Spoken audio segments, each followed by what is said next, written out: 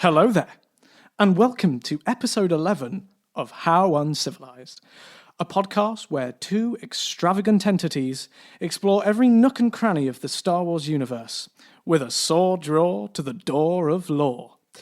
This week we look at whether oranges should be given space rights. So whip out your juicer and get ready to drink some OJ of wisdom.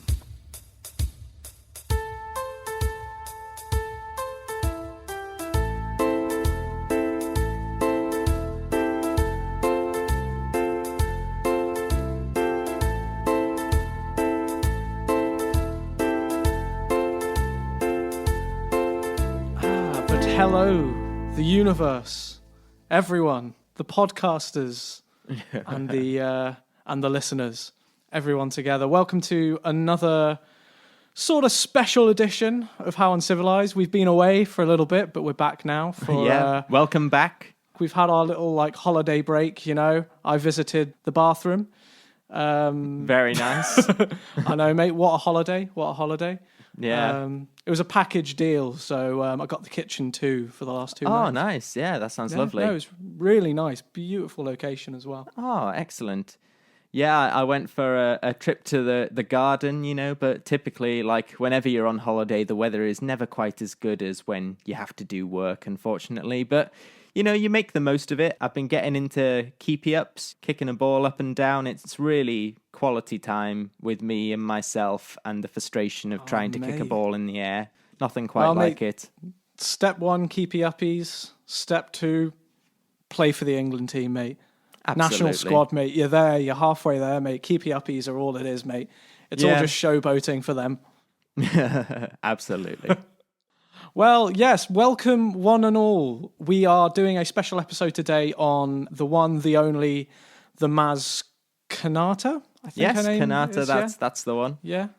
So basically, this whole episode is going to be dedicated to Maz. It's going to be dedicated primarily, though, it's going to be dedicated to the whole, what we like to call here at How Uncivilized, the Maz Lightsaber Debacle. The Maz Kanata Lightsaber Debacle. Exactly, yeah. So we're going to be looking at, if there is actually any substantial canonized truth as to where she picked that lightsaber up from, and also, if it's not canonized, what would we make of it, But there's a lot to be talked about today, I'm sure. Definitely, yes. Here at How Uncivilized, we've gotten used to the concept that every question we have has an answer. But now, suddenly, with this episode, it might not be the case. So stay tuned for the intrigue. Exactly, mate. And as they say, the more you know you don't know. So absolutely, yeah. Here we are. And I know that I don't know that, yeah. Exactly, mate. Exactly. Open one door and there's 4 more. Exactly. The real worry is what you don't know. Wow, that's deep, Charlie. That's very deep. Don't worry about the stuff you don't know. Worry about the stuff you don't know. Well, here on How Uncivilized, we like to answer the deep questions. The really sort of, nitty-gritty. We like to really delve deep into philosophical kind of quandaries, something to keep us busy in these dark and locked up times. Yes, hard-hitting journalism in a galaxy far, far away. Well, that's just what we do, We're the Star Wars press. Exactly. Someone's got to hold that New Republic accountable, and then the First Order accountable, Exactly. I mean, Mon Mothma's running riot, placing the capital on our home planet. It's honestly ridiculous, mate. Disgraceful. Yeah, absolutely insane. Don't understand the logic, never will. Oh, but yes.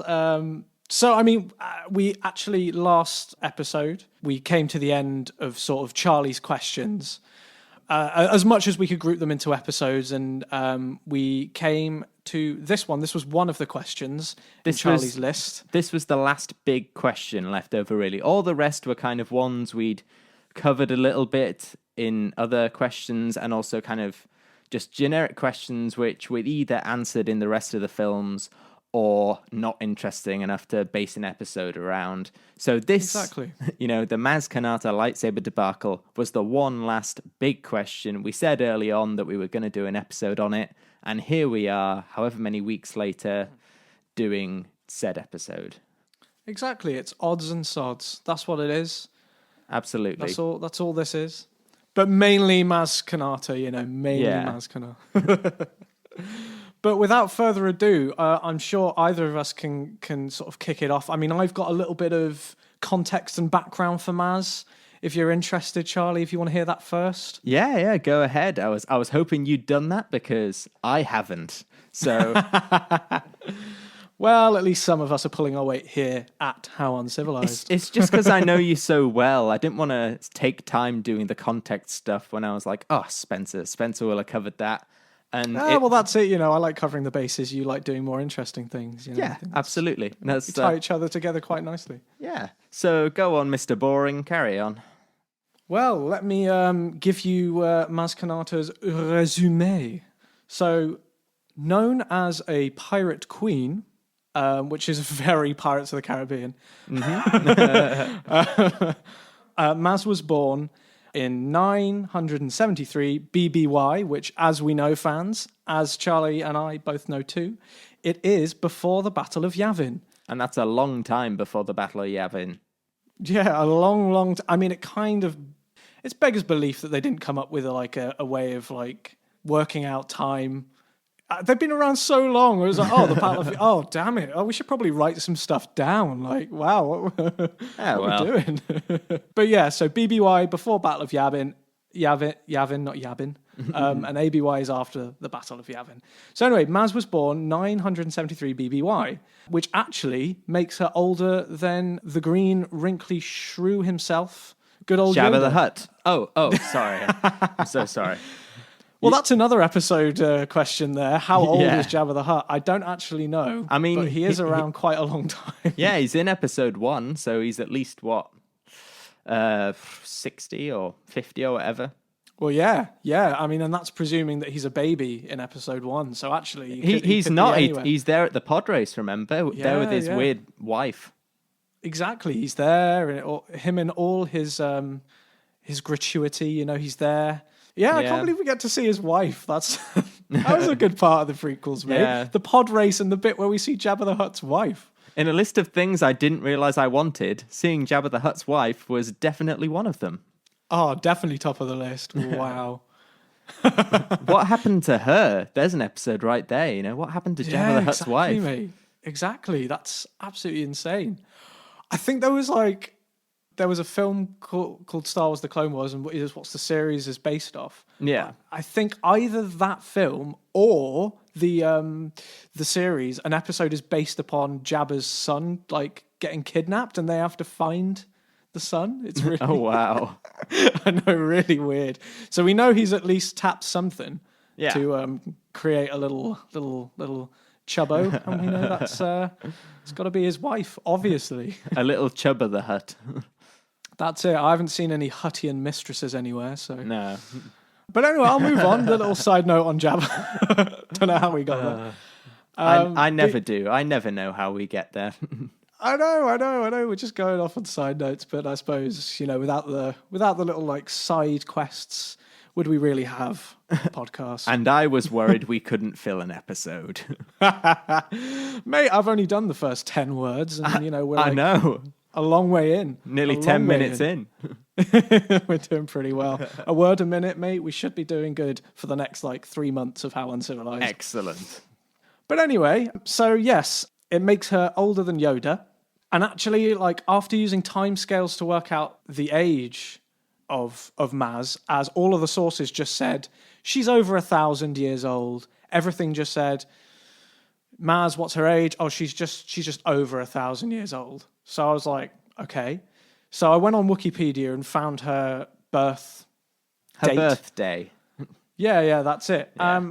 And she's precisely 1,008 years old in episode 9.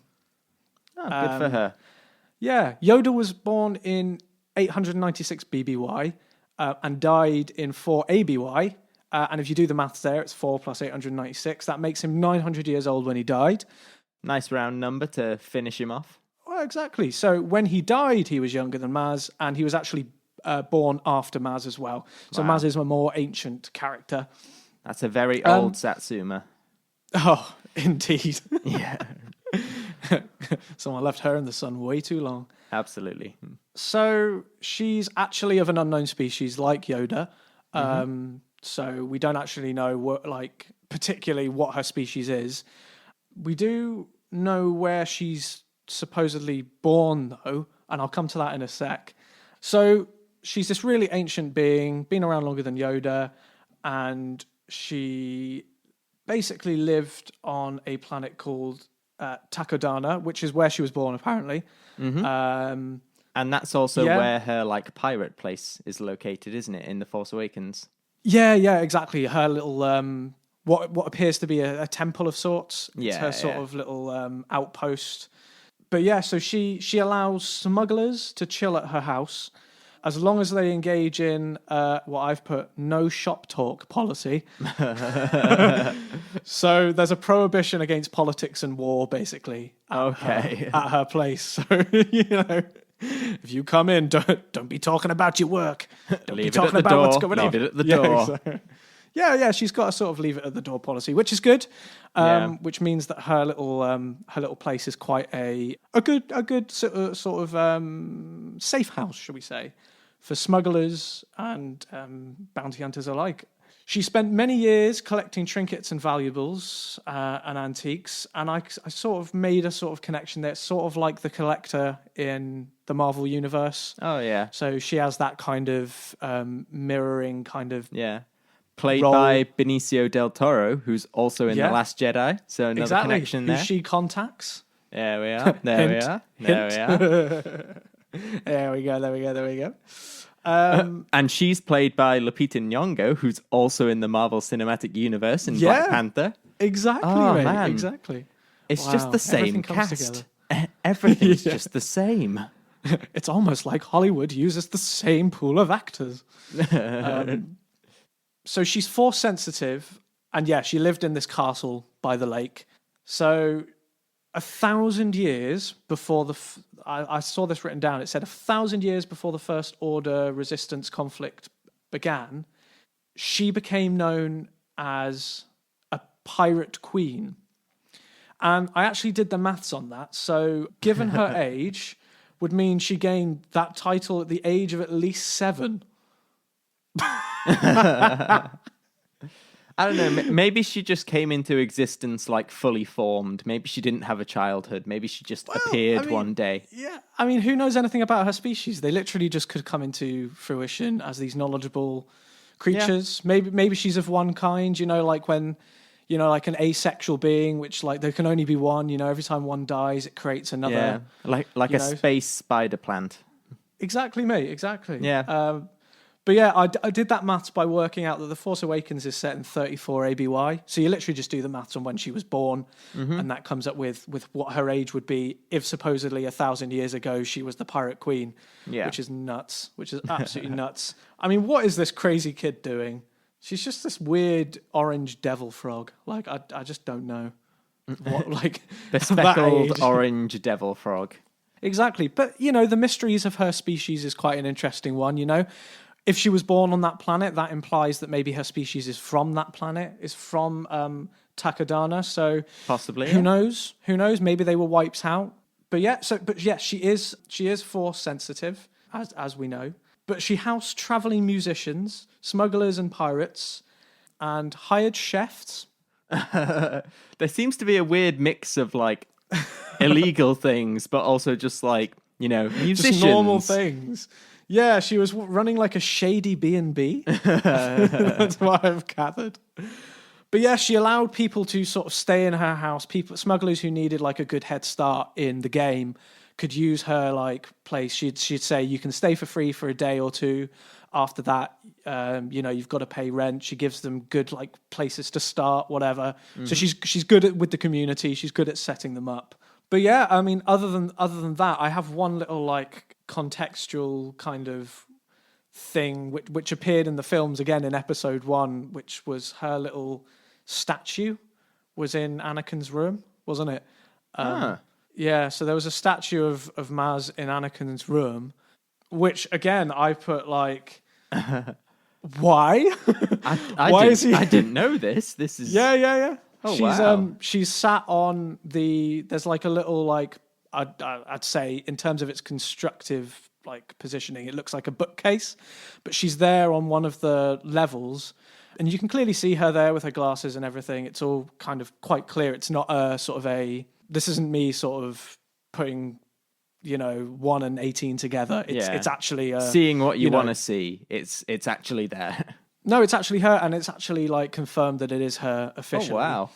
Yeah, so she's there, and then I've put like, surely this implies some weird, like if he's sort of seeing her as some kind of, I don't know, champion, that implies that she's seeing what I'd consider someone who's invested in the criminal world, which is a dark kind of underworld. That implies to me that he's kind of got already, mate, there's dark side suggestions there. He wants to be heavily involved in a criminal gang, puts this orange frog on a pedestal.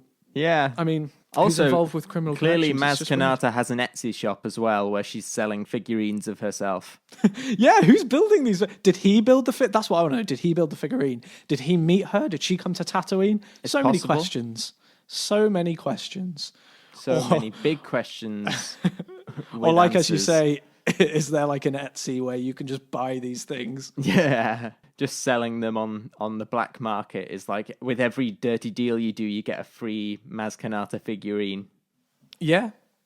Might be, mightn't it? I mean, she does have that huge statue of herself at the temple. But that was basically gifted to her by her husband. So she got married. And on the wedding day, the husband was like, "I've built a statue of you to proclaim my love." And I'm pretty sure it says somewhere on like the writing that marriage didn't last. So I mean, clearly not if he has to feel like he has to gift her statues for her love. You shouldn't have to do that. It's a nice gift, but an unnecessary one. Yeah, I think it's very unnecessary. I don't know. I think if I was to gift my girlfriend a big statue of herself, I think she'd find that very unnerving. Yeah. And I'd find it unnerving. Look at this statue. Behold. Behold this beautiful stone statue that I've put in your garden. I've placed it on top of your house for all to see. Yeah, that'd be very weird. But yeah, so again, another little like bit of lore. There's loads of information on Maz. I haven't actually been able to like cover all of like the backstory context stuff. No, because you'd be here 1,000 years by the logic, Yeah. Yeah. Apparently so. But yeah, no, there's loads of like different bits. She was in contact with loads of different people. It's quite interesting. Mm-hmm. But yeah, do you want to sort of that kind of sort of levels out the contextual element of Maz, kind of gives you a lowdown of what she is, where she's been, her place in the Star Wars universe per se. I mean, I've got loads more on her, but it's to do with other sort of questions and other little like odds and sods, mate, that I've sort of looked into. Yeah, we can take a quick break from all that information if you like, and I will show you what I've been doing. Oh, please, Charlie. Yeah. Show away. So, literally what I've done is I focused entirely on the question of how did she get Anakin Skywalker's lightsaber? Because the context around that is last we see it before Episode 7, it's in Episode 5 when Luke's holding it, when unfortunately he loses his hand, when Darth Vader cuts it off. It falls down one of the pits on the Cloud City in Bespin, and it's never seen again until suddenly in Episode 7, it's just in a box. So, as always, I like to do the boring, probably actual answer first, and then we'll go off the rails a bit with crazy theories and stuff. I like off the rails. Yeah. So, the boring answer is Maz collects stuff. She's in, like, league with all these, like, scavengers and people like that. Chances are one of the scavengers picked it up off Bespin. She acquired it from them, knowing what it was because of her knowledge of the Force, and then kept it in a box until it was discovered by Rey. So that's the boring answer. But, yeah, that's mainly what I got when I was sort of doing the research on that as well. It was kind of just like, it's kind of obvious, that's probably what happened. Yeah. I just find it funny, mate, when, I don't know, in the film, it's sort of like, a good question for another time. When Han asks, where did you get that? Like, where did that come from? A good question for another time.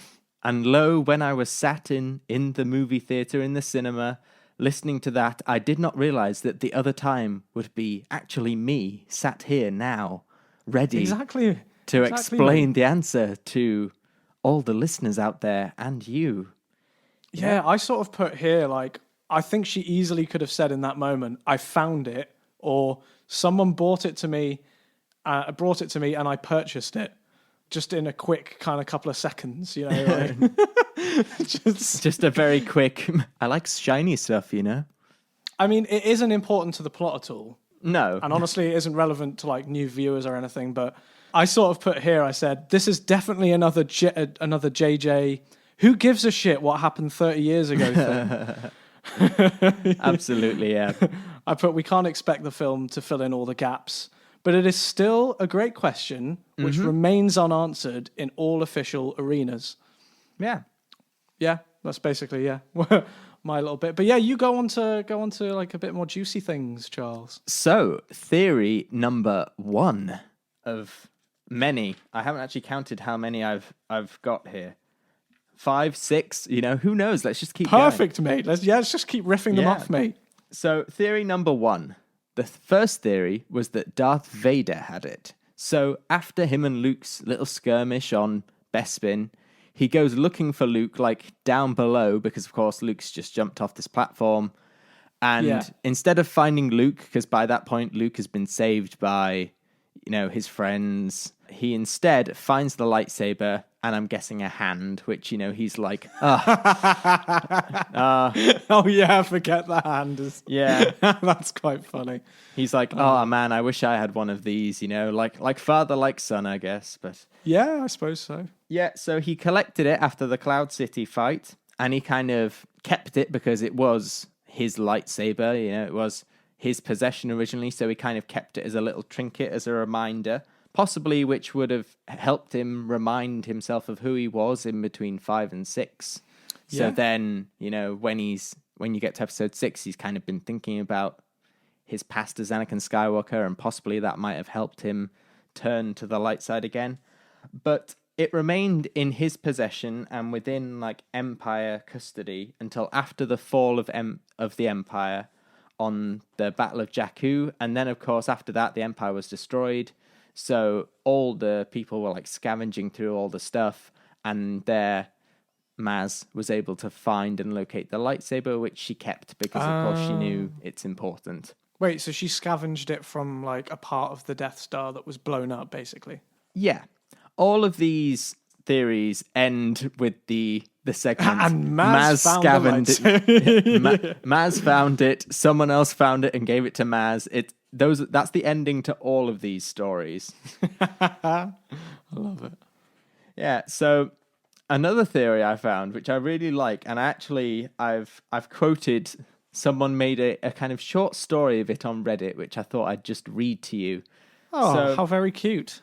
This theory is that because Maz is so old, she was either on Bespin or visiting Bespin for like a holiday or something, and just collected the lightsaber from there. So that's quite nice. She was on holiday. Yeah. I love that. I love the Star Wars fan base. This is from Twitter user A Marmalade Sandwich. This person says, she, brackets Maz Kanata, was out for a pleasure cruise on her open-top craft one night near Bespin, when, out of nowhere, a severed hand and a lightsaber slammed into her dashboard. The hand bounced away over the side of the speeder, leaving nothing but a spray of blood behind. The lightsaber clattered into her footwell. Huh, haven't seen one of those in a while, thought Maz Kanata. I'll keep it next to Mace Windu's saber, the data about Yoda's home planet and race, and the chip containing R2-D2's subroutines to let him fly and use a flamethrower. She sped off into the haze to do other things that will definitely be explained later. Oh, mate, I love that little story. That's brilliant. Oh, it was beautiful. I kind of read it and thought, I have to include this. So that is truly brilliant. Shout out to that Reddit user. A marmalade sandwich, whoever you are, thank you very much, because that was most enlightening and most enjoyable to read. Most welcoming, that one. I mean, Yeah. just imagining the hand hitting the windscreen, just like, oh, roll them up. Disgusting. Yeah. I don't know. She might be a savage. She might have eaten it or something. Like, just like, oh, yum, a hand. I haven't seen one of those in a long time. Had to pull that one off the menu. Yeah. So another theory, which is another boring theory. I'm kind of flip-flopping between boring and kind of comedic theories. Oh, So I like it, mate. this one is essentially Luke gave it to Maz. So after Luke's fight on Bespin, he left, he kind of trained to become a Jedi, and at some point he returned to Bespin to find this lightsaber because it is a kind of important artifact both to him and to like his family. So he collected the lightsaber, but at this point he'd already constructed his green lightsaber, so therefore had no use or no need of this lightsaber anymore.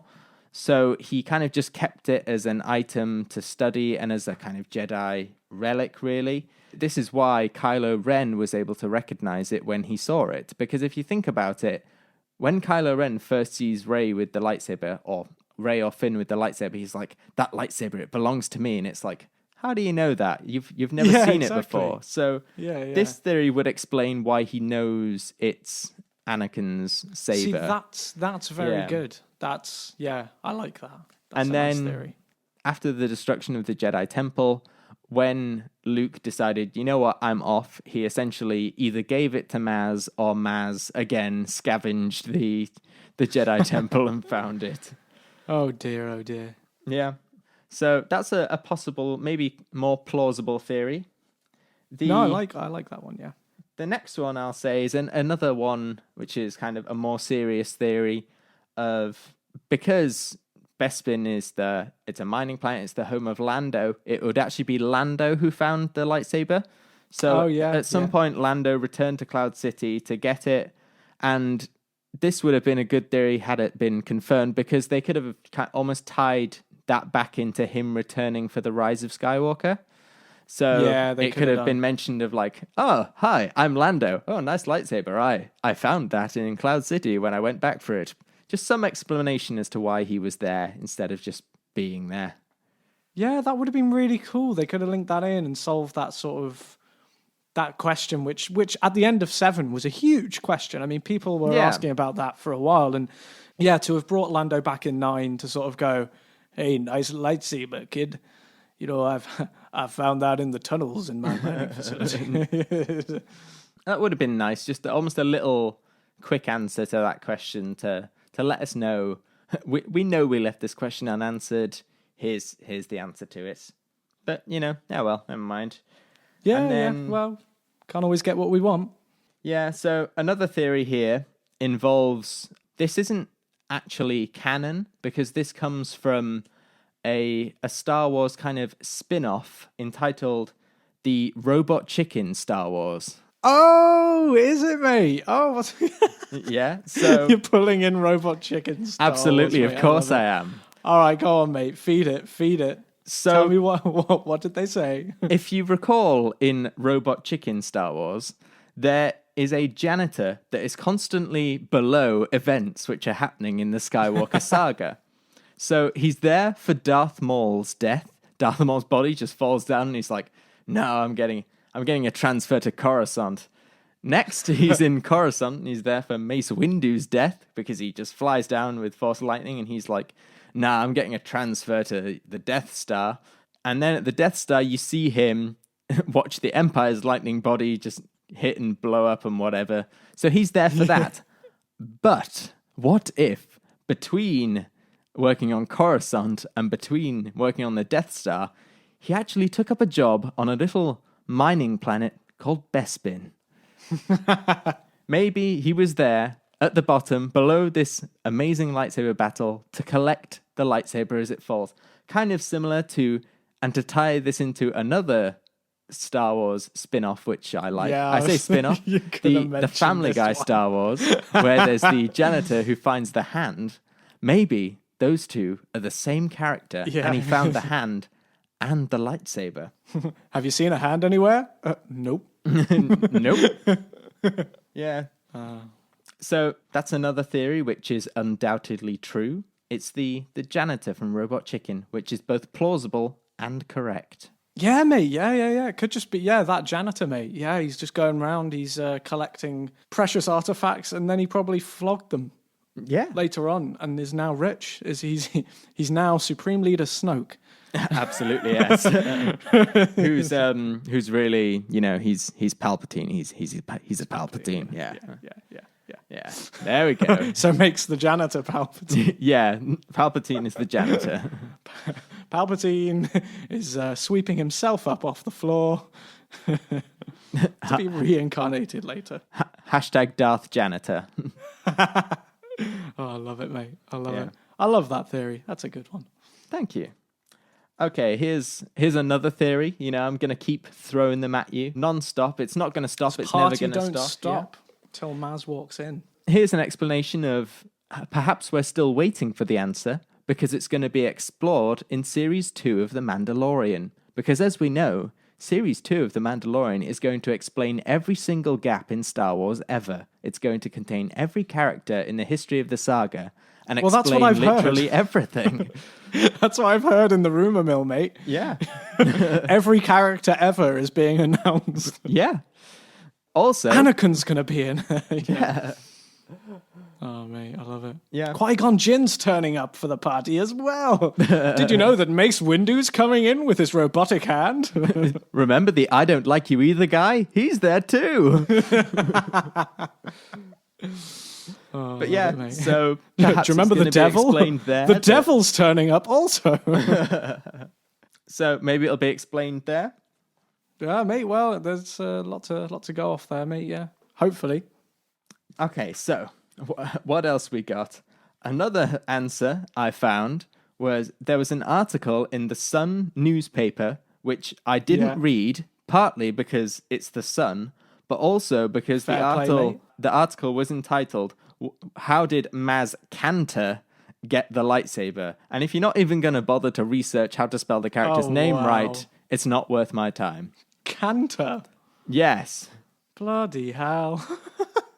Failed at Fucking the first useless, hurdle. mate. Honestly. You can tell they're funded with pennies, mate. Absolutely. Can't even afford the print. Yeah. Disgusting. Don't read the Sun. But yeah, what did the Sun say? Did it say anything of interest, or was it just... I honestly didn't read it because by that point I was like, nope, you've lost me. Proofread, guys. Come on. But the best theory, the one I've saved till last, is this one here. And it's again from Reddit.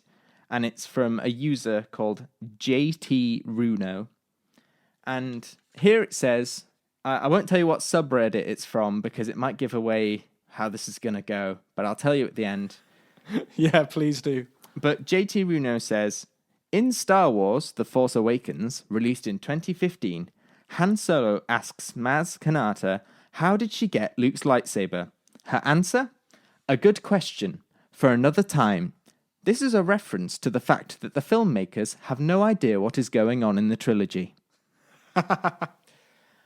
And that was from a subreddit called Shitty Fan Theories. Oh, mate. That's a great one. Makes sense, though. I mean, they didn't have quite a good steering on the trilogy. No. Shame about that. Yeah, there's a lot of things where JJ was just like, well, it happened 30 years ago, so frankly, no one gives a shit. Yeah. Basically saying, anything that happened in the realms of the original trilogy, no one gives a shit about it anymore. Yeah. They could have avoided, like, another thing I read on Reddit, which I saw people were saying, was they could have avoided all this confusion by literally making it be Luke's green lightsaber. Yeah, exactly. It begs the question of, for example, in the marketing, people would have been like, oh, why are they using Luke's green lightsaber? Like, what's happened to Luke, when they kind of wanted to keep that Luke was missing a secret. But also... it would have just been so simple to explain, how'd you get Luke's lightsaber? Well, he gave it to me before he left, instead of it being disappeared in the ether for the entire trilogy. Yeah, and then it would make the moment where he throws the lightsaber behind him even more poignant, because it's actually his lightsaber that he's just lobbing away. Yeah. Whereas in The Last Jedi, it's like, I've already got one of these. Yeah, exactly. Yeah. I don't need another one. Exactly, mate. I've got layers in a drawer just as a backup. Yeah, I've got like 3, man. I don't need any more. Yeah, I've only got 2 hands. It's got 1 hand. I was going to say, is that too close to the bone? You know, that might be too soon. Yeah, maybe, mate. Thanks for listening to episode 11 and returning to How Uncivilized for more Star Wars lore, theories, and speculation. If you enjoyed this episode, be sure to check out all of our previous episodes and look out for episode 12 coming next week. You can find us on Spotify, Apple Podcasts, Facebook, Twitter, YouTube, SoundCloud, Reddit, and that's literally it. I don't know why I have a comma there, but there we go. That's for me to know and for you guys to have just found out. How Uncivilized was created, produced, and edited by Charlie Maz Feasby and Spencer Kanata Lawrence.